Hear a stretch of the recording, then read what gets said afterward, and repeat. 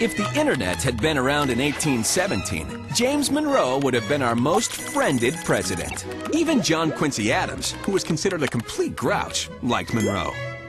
So why was Monroe such a hot property?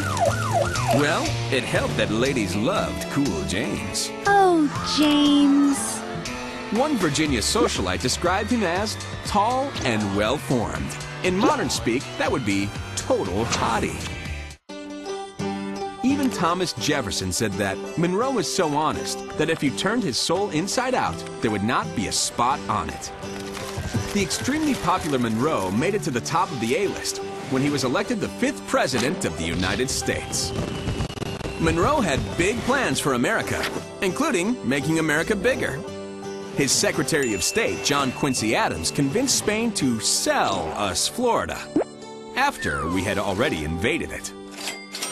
Americans were spreading out, moving west, borrowing money, and buying land. Everyone was feeling so good about Monroe's presidency that they actually called it the era of good feelings. It was like a national beach party. When Monroe was president, everybody was feeling really, really great. Maybe it was something in the water, I don't know. But people were fighting less and less. The political parties were getting along more and more. But the party ended in 1819. Remember all that money people were borrowing to buy land? Many Americans couldn't pay back the money they borrowed. Everyone panicked. Banks failed. People lost their jobs and their homes. And those good feelings soon turned bad. Speaking of bad feelings, Monroe's second crisis dealt with the issue of slavery. When the territory of Missouri wanted to become the state of Missouri, the country was divided. Should Missouri be allowed into the Union as a slave state? The Missouri Compromise was an attempt to balance slave and free states where there would be one for one. If a slave state came in, a free state would have to come into the Union. Maine was added as a free state, keeping the number of slave and free states equal. But America was now pretty much literally divided in half.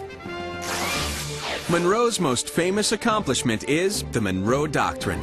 It states that other countries can't come to the American continent and interfere in politics or colonize our lands.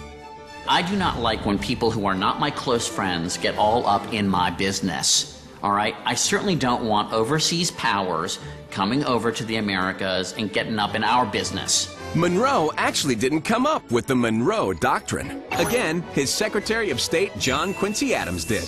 But Monroe put it in his second inaugural address, and, well, it's not called the John Quincy Adams Doctrine. That would have been a significantly less handsome doctrine.